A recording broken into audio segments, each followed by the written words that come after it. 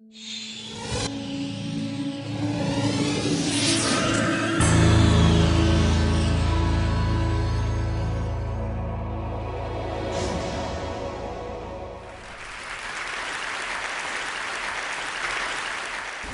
do you explain when things don't go as we assume? Or better, how do you explain when others are able to achieve things that seem to defy all of the assumptions? For example, why is Apple so innovative? Year after year after year after year, they're more innovative than all their competition. And yet, they're just a computer company. They're just like everyone else. They have the same access to the same talent, the same agencies, the same consultants, the same media. Then why is it that they seem to have something different? Why is it that Martin Luther King led the civil rights movement? He wasn't the only man who suffered in a pre-civil rights America, and he certainly wasn't the only great orator of the day. Why him? And why is it that the Wright brothers were able to figure out controlled powered manned flight when there were certainly other teams who were better qualified, better funded, and they didn't achieve powered manned flight, and the Wright brothers beat them to it? There's something else at play here. About 3.5 years ago, I made a discovery, and this discovery profoundly changed my view on how I thought the world worked, and it even profoundly changed the way in which I operate in it. As it turns out, there's a pattern. As it turns out, all the great and inspiring leaders and organizations in the world, whether it's Apple or Martin Luther King or the Wright brothers, they all think, act, and communicate the exact same way, and it's the complete opposite to everyone else. All I did was codify it. And it's probably the world's simplest idea. I call it the golden circle.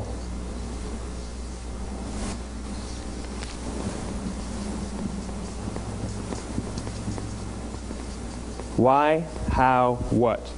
This little idea explains why some organizations and some leaders are able to inspire where others aren't. Let me define the terms really quickly.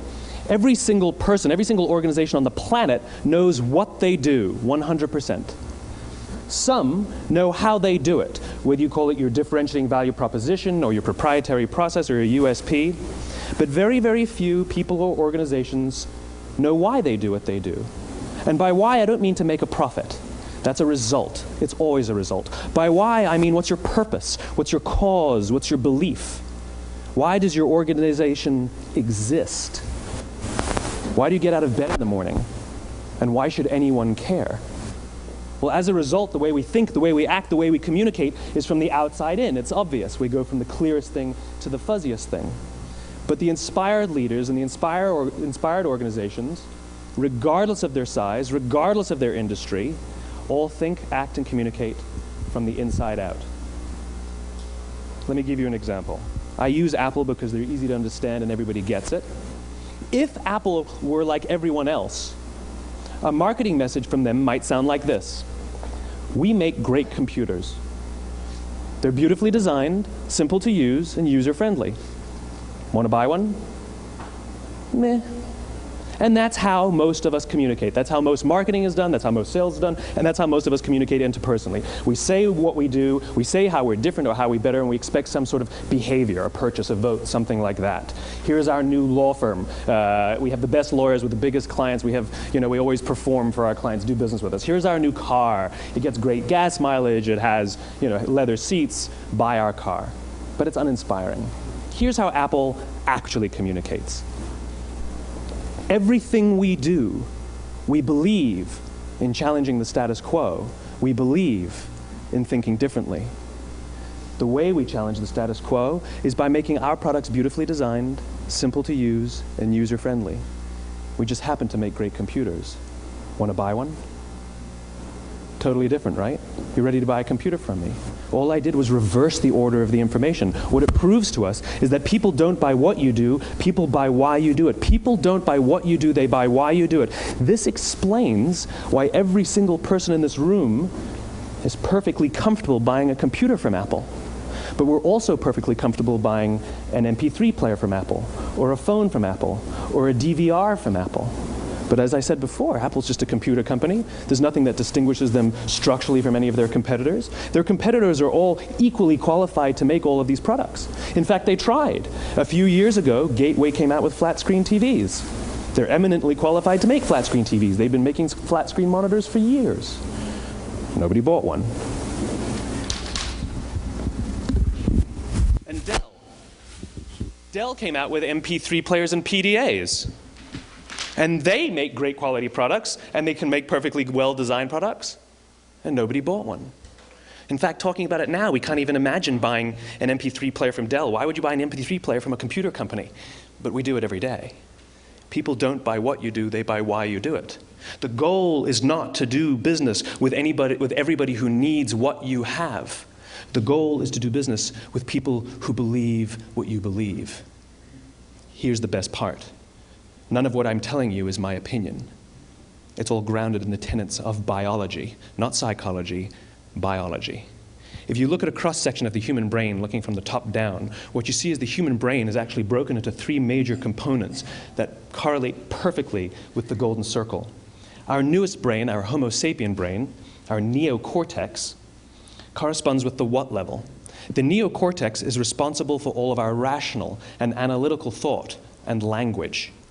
The middle two sections make up our limbic brains, and our limbic brains are responsible for all of our feelings, like trust and loyalty. It's also responsible for all human behavior, all decision-making, and it has no capacity for language.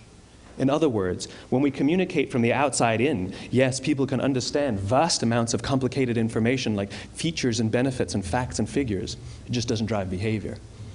When we communicate from the inside out, we're talking directly to the part of the brain that controls behavior, and then we allow people to rationalize it with the tangible things we say and do. This is where gut decisions come from.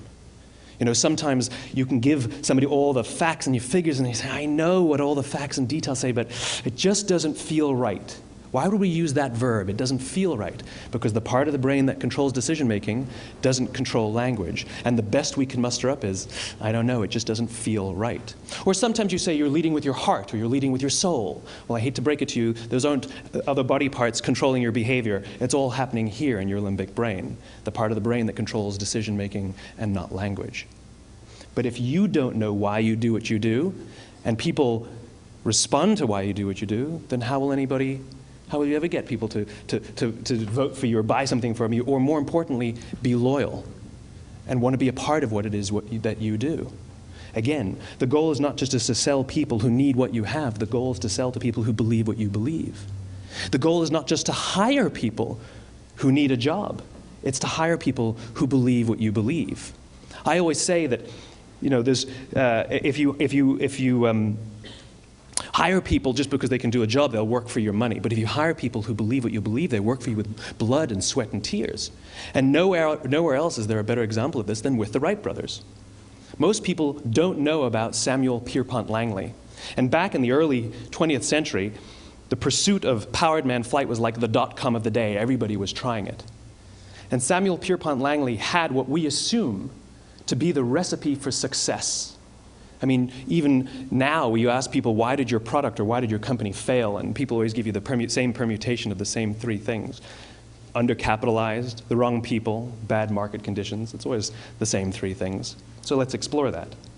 Samuel Pierpont Langley was given $50,000 by the War Department to figure out this flying machine. Money was no problem. He held a seat at Harvard and worked at the Smithsonian and was extremely well connected. He knew all the big minds of the day.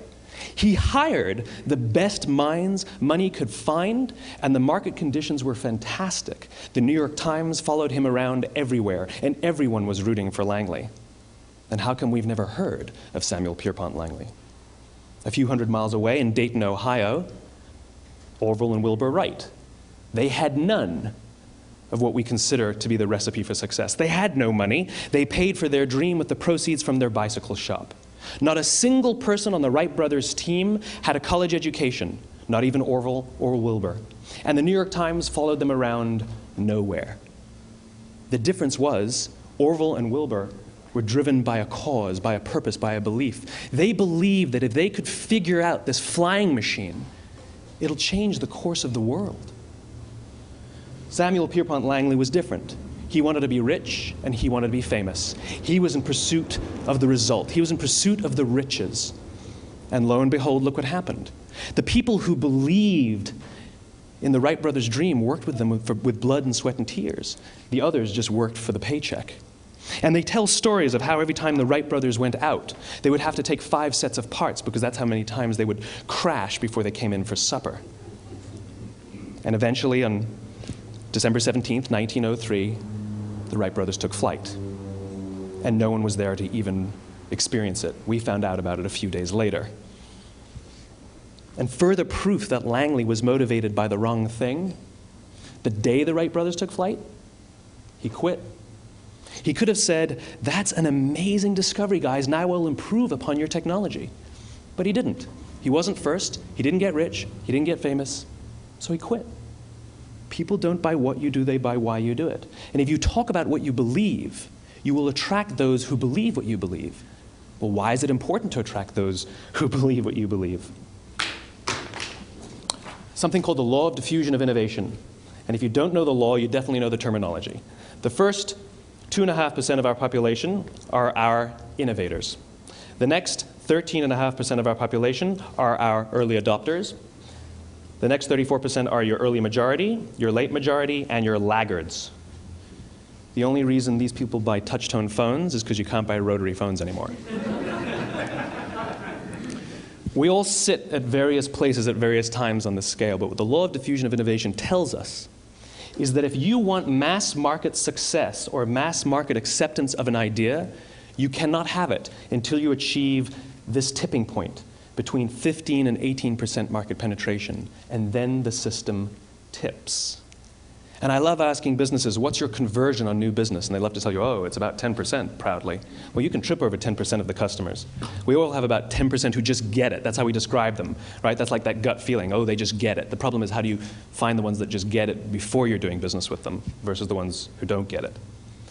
So it's this here, this little gap, that you have to close, as Geoffrey Moore calls it, crossing the chasm. Because you see, the early majority will not try something until someone else has tried it first. And these guys, the innovators and the early adopters, they're comfortable making those gut decisions. They're more comfortable making those intuitive decisions that are driven by what they believe about the world, and not just what product is available. These are the people who stood online for 6 hours to buy an iPhone when they first came out, when you could have just walked into the store the next week and bought one off the shelf.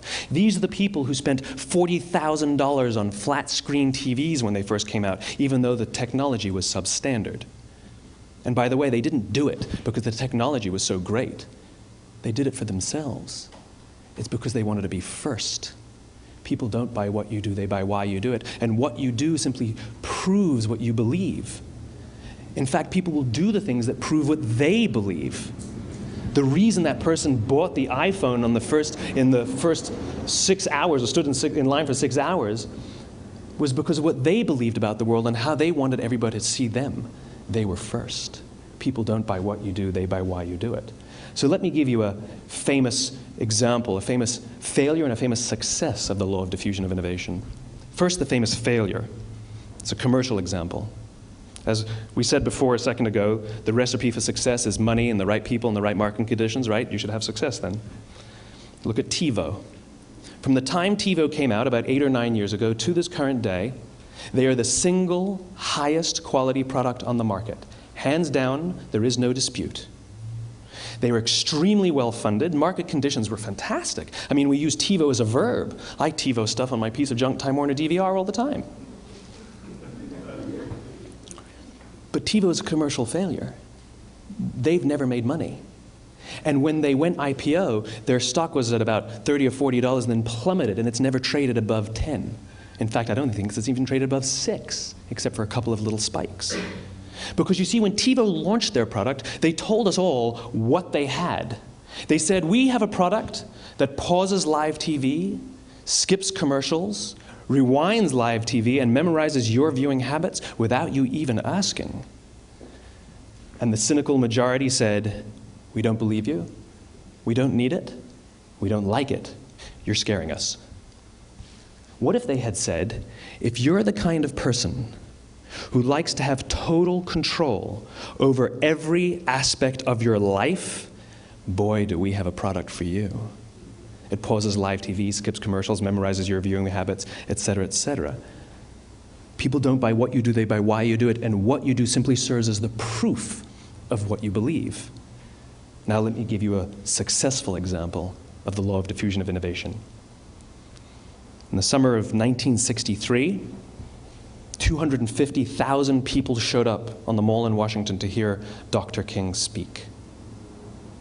They sent out no invitations, and there was no website to check the date. How do you do that? Well, Dr. King wasn't the only man in America who was a great orator. He wasn't the only man in America who suffered in a pre-civil rights America. In fact, some of his ideas were bad. But he had a gift. He didn't go around telling people what needed to change in America. He went around and told people what he believed. I believe, I believe, I believe, he told people. And people who believed what he believed took his cause and they made it their own, and they told people. And some of those people created structures to get the word out to even more people. And lo and behold, 250,000 people showed up on the right day, on the right time to hear him speak. How many of them showed up for him? 0. They showed up for themselves. It's what they believed about America that got them to travel on a bus for 8 hours to stand in the sun in Washington in the middle of August. It's what they believed, and it wasn't about black versus white. 25% of the audience was white. Dr. King believed that there are 2 types of laws in this world, those that are made by a higher authority and those that are made by man. And not until all the laws that are made by man are consistent with the laws that are made by the higher authority will we live in a just world. It just so happens that the civil rights movement was the perfect thing to help him bring his cause to life. We followed him not for him, but for ourselves. And by the way, he gave the I have a dream speech, not the I have a plan speech. Listen to politicians now with their comprehensive 12-point plans. They're not inspiring anybody. Because there are leaders and there are those who lead. Leaders hold a position of power or authority, but those who lead inspire us. Whether they're individuals or organizations, we follow those who lead, not because we have to, but because we want to. We follow those who lead, not for them, but for ourselves. And it's those who start with why that have the ability to inspire those around them or find others who inspire them. Thank you very much.